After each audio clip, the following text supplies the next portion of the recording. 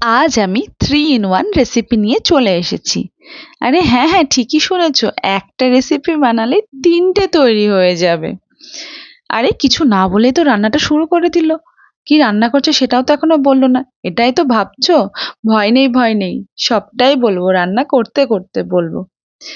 আগে আমি কড়াইয়ে তেল দিয়ে দিয়েছি।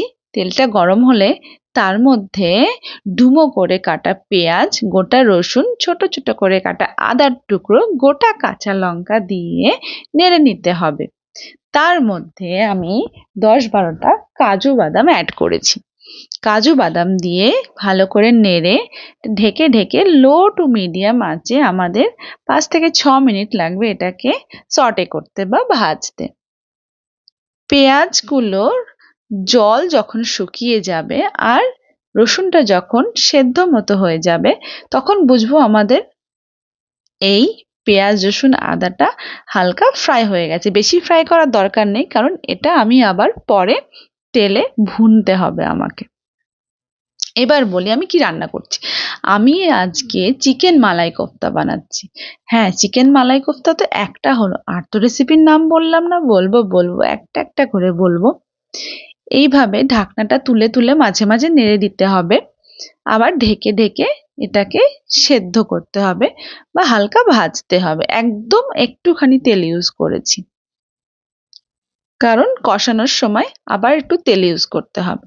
আমার ভাজাটা হয়ে গেছে, আমি এটাকে নামিয়ে ঠান্ডা করে একটা মিক্সিতে ফাইন পেস্ট তৈরি করে রেখে দেব।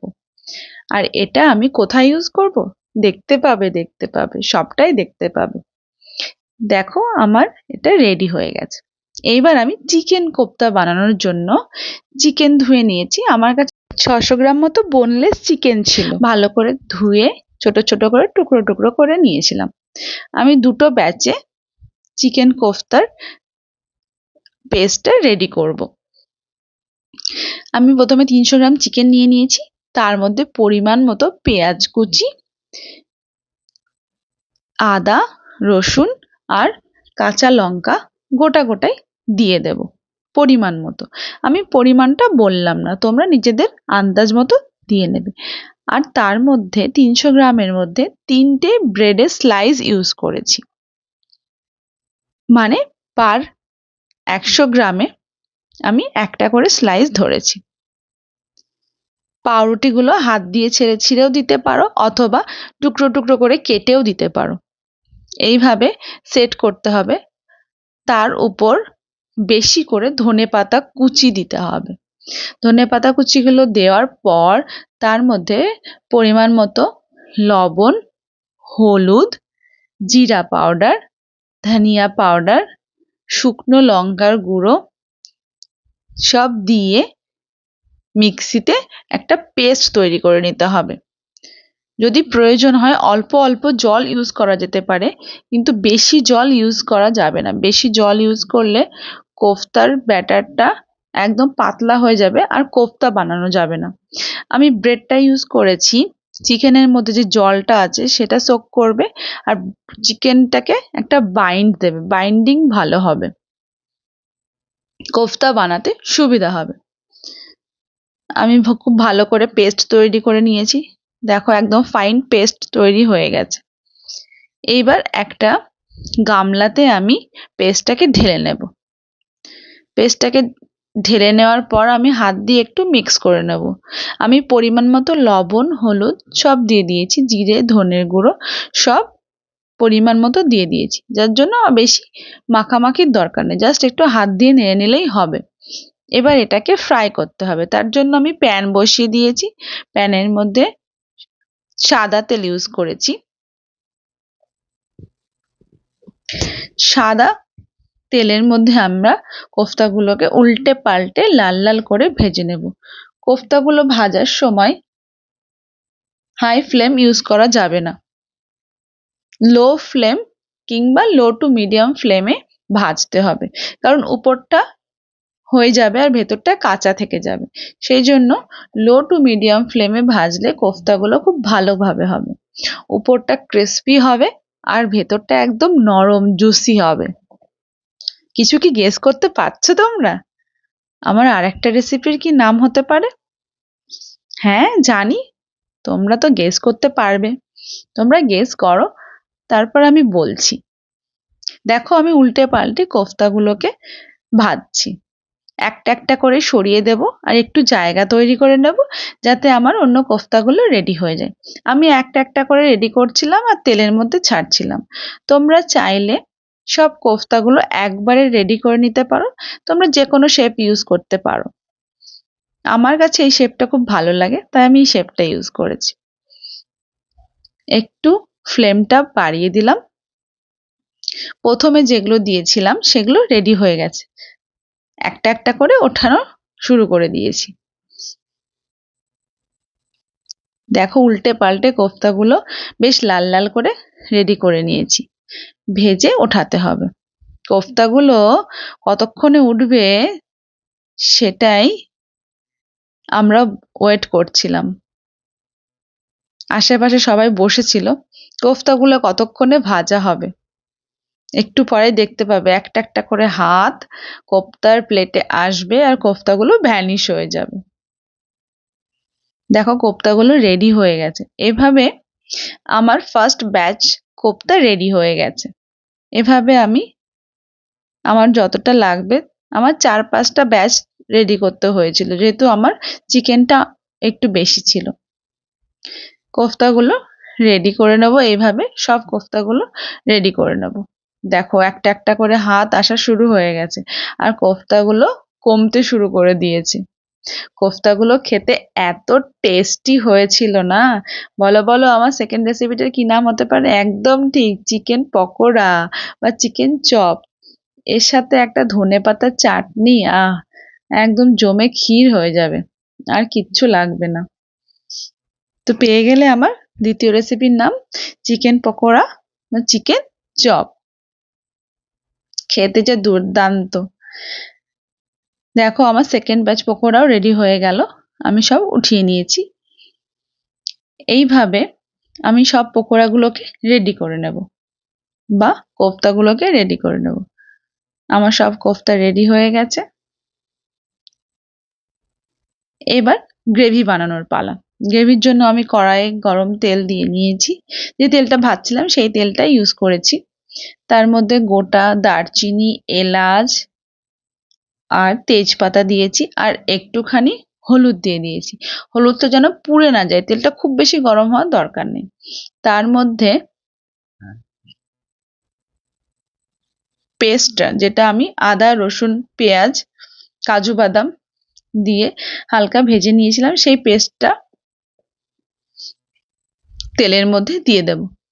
তেলের মধ্যে দিয়ে দিয়েছি পেস্টটা, দিয়ে ভালো করে নাড়তে হবে, ভালো করে মিক্স করতে হবে। এইটাকে ভালোভাবে কষাতে হবে, প্রায় 10 থেকে 15 মিনিট লেগে যাবে এটুকু কষাতে।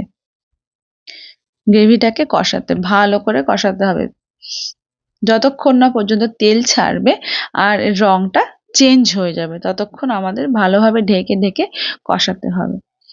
মিক্সারের জারের মধ্যে যেটুকু লেগেছিল আমি হালকা জল দিয়ে গুলে সেটাকে ঢেলে দিয়েছি।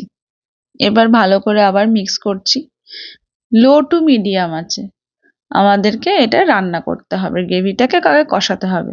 আমি এটার মধ্যে পরিমাণ মতো লবণ, গ্রেভিটার মধ্যে আর ধনের গুঁড়ো, বাস, আর কিছু ইউজ করিনি, কারণ জিরের গুঁড়ো কোফতার মধ্যে দেওয়া ছিল। আমি আর অন্য মশলা ইউজ করিনি। যত কম মশলা ইউজ করা যায় ততই ভালো। এবার দেখো ঢেকে দিলাম। ঢেকে দিয়ে আমি 2-3 মিনিট পর পর এটাকে উঠিয়ে উঠিয়ে নেড়ে দেব, যাতে নিচে থেকে লেগে না যায়। লেগে যাওয়ার চান্সটা খুব বেশি। খুব একটা তেল ইউজ করিনি, যার জন্য নিচে থেকে লেগে যেতে পারে। জন্য বারবার নাড়ছিলাম। 1-2 মিনিট পর পর এসে নেড়ে দিচ্ছিলাম। এখনো তেল ছাড়েনি আর কালারটা হালকা চেঞ্জ হচ্ছে, এখনো পুরোটা চেঞ্জ হয়নি। এইভাবে আস্তে আস্তে ঢেকে ঢেকে আমাকে 10-15 মিনিট ধরে কষাতে হবে। ভালোভাবে কষিয়ে নিয়ে বাস রেডি হয়ে যাবে আমাদের মুখরোচক কোফতা। হালকা কষে গেছে। এটার মধ্যে এবার আমি একটু দই ইউজ করেছি। আমি মিষ্টি দই ইউজ করেছি 2 চামচ, বড় চামচের 2 চামচ মিষ্টি দই, কারণ কোফতার গ্রেভিটা একটু মিষ্টি মিষ্টি হয়। আর তোমরা টক দই ইউজ করতে পারো, টক দই ইউজ করলে চিনি ইউজ করতে হবে, সেজন্য আমি মিষ্টি দই একবারে ইউজ করে দিয়েছি। এবার একটু উপর থেকে কাসুরি মেথি ছড়িয়ে দিয়েছি ফ্লেভারটা আরো বেশি সুন্দর আসার জন্য। কাসুরি মেথি দিয়ে এটাকে আবার ভালোভাবে মিক্স করতে হবে। গ্রেভিটাকে ভালোভাবে মিক্স করে নিয়েছি।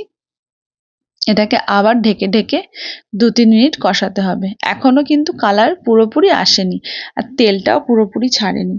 যেহেতু দই ইউজ করেছি এবার একটু তেল ছাড়বে। দেখো কত সুন্দর তেল ছেড়েছে, আর কালারটা কত সুন্দর এসেছে, দেখেই লোভ লাগছে। এত টেস্টি হয়েছিল।